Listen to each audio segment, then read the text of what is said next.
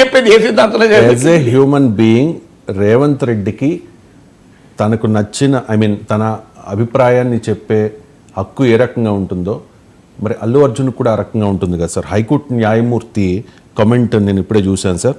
రాజకీయ నాయకుల ర్యాలీలు ప్రదర్శనల్లో సాధారణ ప్రజలు ప్రాణాలు కోల్పోయిన ఘటనలు గతంలో అనేకం. అలాంటి కేసుల్లో నేతలకే ఊరట లభిస్తున్నప్పుడు అల్లు అర్జున్ అరెస్టు సరికాదు, ఈ దేశ పౌరుడిగా ఎక్కడికైనా వెళ్లే హక్కు ఆయనకు ఉంటుంది కదా అని చెప్పి ఆయన కమెంట్ చేసినట్టు. అంటే ఆయన సంధ్య థియేటర్కి రావడం వల్ల లేదా వెళ్ళొద్దని ఎవరు అనలేదు. ఇప్పుడు అల్లు అర్జున్ వెళ్ళొద్దు అని ఎవరు అన్నారు? వెళ్ళేటప్పుడు ఇప్పుడు నిన్న రేవంత్ రెడ్డి ఇంటర్వ్యూలో కూడా చెప్పాడు, నేను ఇప్పుడు మీ ఆస్తక్ ఛానల్కి వచ్చాను, ఆస్తక్ ఛానల్కి వచ్చినప్పుడు మీకు ఇన్ఫార్మ్ చేశాను, సెక్యూరిటీ వాళ్ళకి ఇన్ఫార్మ్ చేశాను, నేను సడన్గా రాలేదు కదా, వస్తే ఏదైనా జరిగి ఉంటే అది సమస్య అవుతుంది కదా అన్నాడు.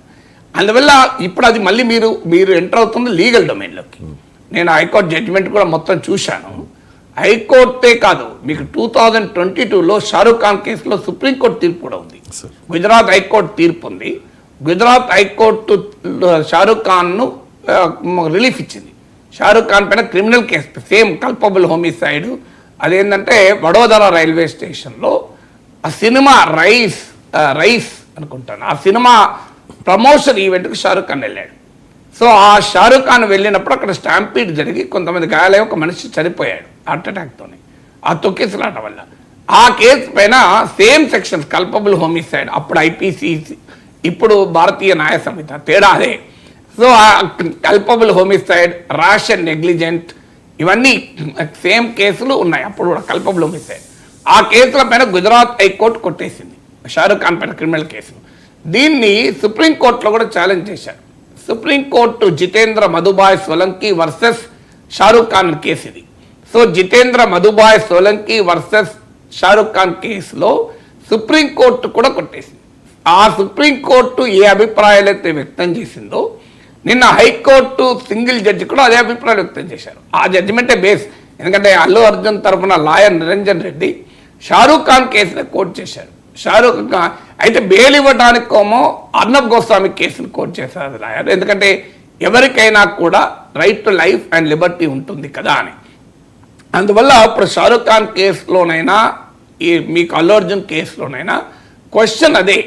నేను మొదటి నుంచి కూడా ఈ ఎపిసోడ్ జరిగినప్పటి నుంచి చెప్తున్నాను, క్వశ్చన్ ఏంటి, అల్లు అర్జున్ ఇన్ఫార్మ్ చేసి వెళ్ళాడా, ఇన్ఫార్మ్ చేయకుండా వెళ్ళాడా, అదే ప్రాతిపదిక అవుతుంది. దీనిపైన ఎవరి వాదనలు వారికి ఉన్నాయి. నిన్న రేవంత్ రెడ్డి కూడా ఆస్తక్ ఇంటర్వ్యూలో ఇన్ఫార్మ్ చేయకుండా వెళ్ళాడు అన్నారు. కానీ అల్లు అర్జున్ తరఫున లాయర్ హైకోర్టులో చెప్పేది మేము ఇన్ఫార్మ్ చేశాము, ఏసీపీ నుంచి ఎక్నాలెడ్జ్మెంట్ కూడా ఉంది అన్నారు. నేను లైవ్ లాలో బార్ అండ్ బెంచ్లో చదివాను. సో ఎక్నాలెడ్జ్మెంట్ కూడా ఉంది అని. దానికి పబ్లిక్ ప్రాసిక్యూటర్ ప్రభుత్వం తరఫున వాదన ఏంటంటే లోకల్ పోలీసు రావద్దు, వస్తే ఏదైనా ఇన్సిడెంట్ జరగచ్చని అల్లు అర్జున్కు తెలిపారు అని లోకల్ పోలీసు తెలిపారని ప్రభుత్వ వాదన. దాని కోర్టు అడిగింది, లోకల్ పోలీస్ తెలిపిన డాక్యుమెంట్ ఏమైనా ఉందా కోర్టు ముందు ప్రవేశపెట్టండి అని. ఇవన్నీ మీకు వస్తాయి. ఇప్పుడు ఇది ఇంటరిం బెయిలే కదా, తాత్కాలిక బెయిలే.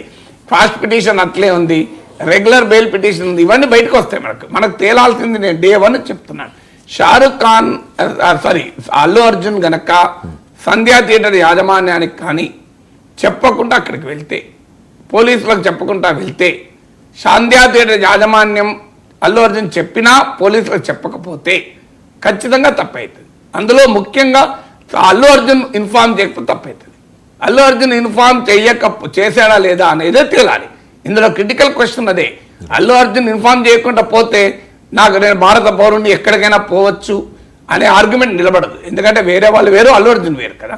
అల్లు అర్జున్ వచ్చినప్పుడు వీళ్ళ జనం వస్తారు, తొక్కిలాట జరగచ్చు, లా అండ్ ఆర్డర్ ప్రాబ్లం జరగచ్చు. అందువల్ల సిటిజన్గా నీ పైన బాధ్యత ఉంటుంది. You cannot claim immunity for that. నేను పోతాను, నా ఇష్టం అంటే ఎట్లా? సో అందువల్ల జరగబోయే పరిణామాలకు కూడా దృష్టిలో ఉండాలి కదా. అందుకే దాన్ని ఏమంటారు, నాలెడ్జ్. అంటే ఈ ఘటన జరగవచ్చు అన్న నాలెడ్జ్ ఉంది అనేది కదా ఇప్పుడు పబ్లిక్ ప్రాసిక్యూటర్ వాదన. ఇట్స్ కాల్డ్ ఇంగ్రీడియంట్ అంటారు దాన్ని. ఇది నాలెడ్జ్ ఉన్నది అని వాదన. దాన్నే హైకోర్టు అడిగింది, నాలెడ్జ్ ఎట్లుంది, ఇలా జరుగుతుందని అల్లు అర్జున్కి తెలుసా, షారూఖ్ ఖాన్ తెలుసా అని కోర్టు అడిగారు. ఇది లీగల్ డొమైన్లో ఉన్న అంశం. కానీ తెలియదా, ఎందుకు తెలియదు? తాను వెళ్తే వేళల జనం వస్తారు, రోడ్ షో లాగా జరిపితే ఇంకా ఎక్కువ స్టాంపీడ్ అవుతుంది, ఇది తెలుసు కదా, తెలియనిది ఎవరికి అని.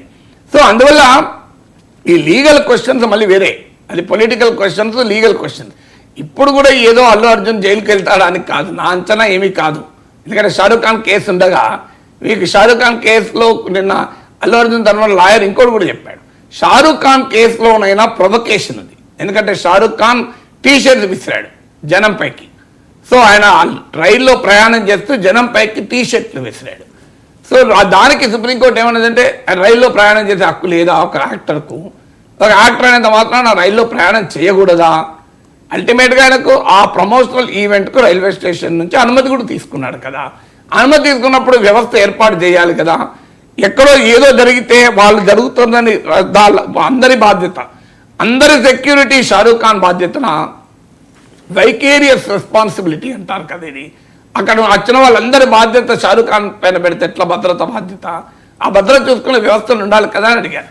అందువల్ల షారూఖ్ ఖాన్ కేసుతో చదివితే మీకు జితేంద్ర మధుబాయ్ సోలంకి వర్సెస్ షారూఖ్ ఖాన్ కేసు సుప్రీంకోర్టులో, హైకోర్టులో వేరే సైటేషన్ ఉంది.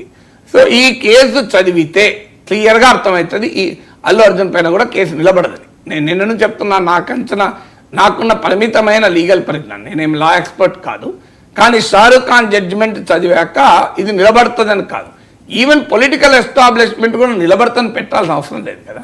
వాట్ హ్యాస్ టు హ్యాపెన్ కదా, జరగాల్సింది జరిగింది కదా. మీరు చెప్పినట్టు చెప్పాలంటే ఇంట్లో అరెస్ట్ చేశారు, పోలీస్ స్టేషన్ పట్టుకెళ్లారు, కోర్టులో ప్రవేశపెట్టారు, చెంచల్గూడ జైలు తీసుకెళ్లారు, రిలీజ్ కావడానికి ఆలస్యం పట్టింది బెయిల్ వచ్చాక.